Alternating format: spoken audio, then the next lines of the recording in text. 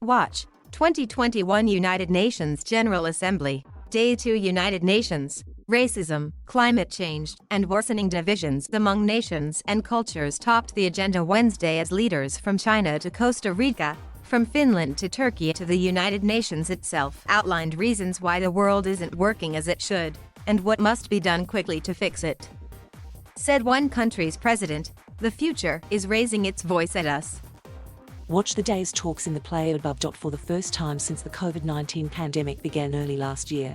More than 24 world leaders appeared in person at the UN General Assembly on the opening day of their annual high-level meeting Tuesday. In speech after speech, the atmosphere was somber, angry and dire.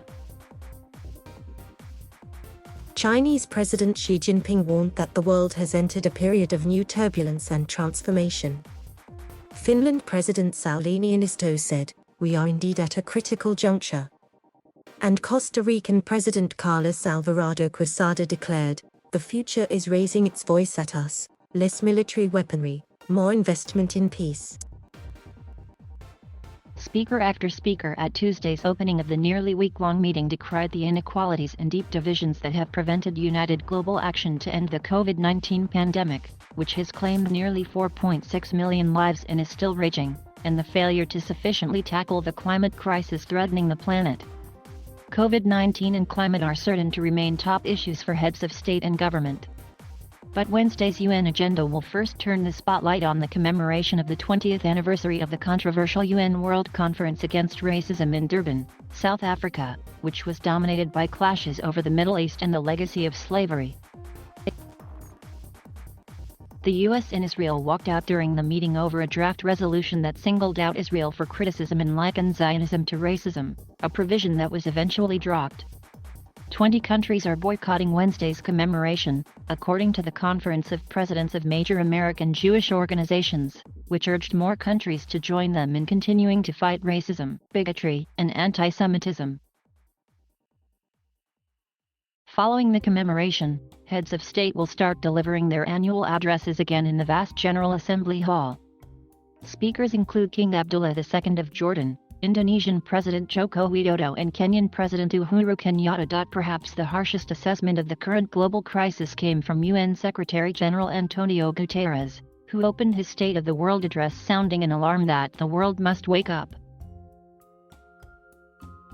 "Our world has never been more threatened or more divided," he said. "We face the greatest cascade of crises in our lifetimes. We are on the edge of an abyss, and moving in the wrong direction," the Secretary-General warned. Guterres pointed to supersized glaring inequalities in addressing COVID-19, climate alarm bells, ringing at fever pitch, upheavals from Afghanistan, Ethiopia, Yemen, and beyond thwarting peace, and a surge of mistrust and misinformation is polarizing people and paralyzing societies. Turkey's President Recep Tayyip Erdogan said the pandemic was a reminder that the entire world are part of a big family. "But the solidarity test that we were put to failed us miserably," he said. "It is a disgrace for humanity that vaccine nationalism is still being carried on through different methods, and underdeveloped countries and poor segments of societies have been literally left to their fate in the face of the pandemic."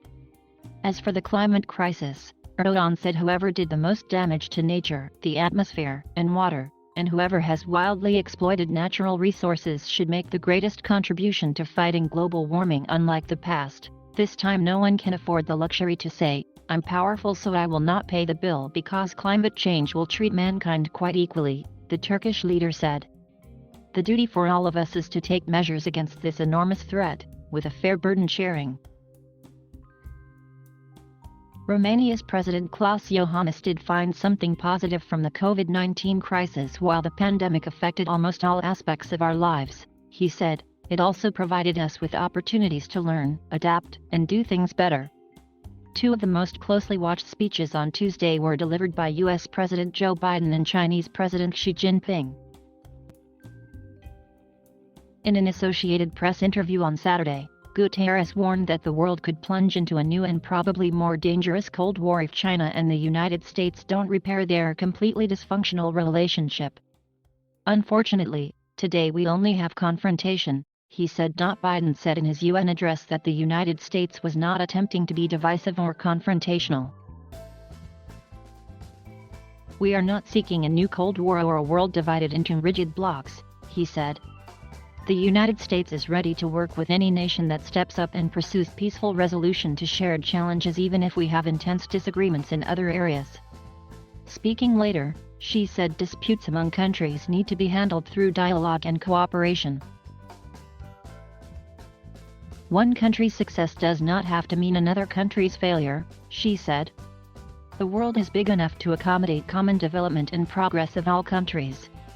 By tradition, the first country to speak was Brazil, whose president, Jair Bolsonaro, rebuffed criticism of his handling of the pandemic and touted recent data indicating less Amazon deforestation. He said he was seeking to counter the image of Brazil portrayed in the media, touting it as a great place for investment and praising his pandemic welfare program, which helped avoid a worse recession last year. Bolsonaro said that his government has successfully distributed first doses to the majority of adults, but doesn't support vaccine passports or forcing anyone to have a shot. He has said several times in the past week that he remains unvaccinated. He had COVID-19 last year. Thank you for watching. Please subscribe.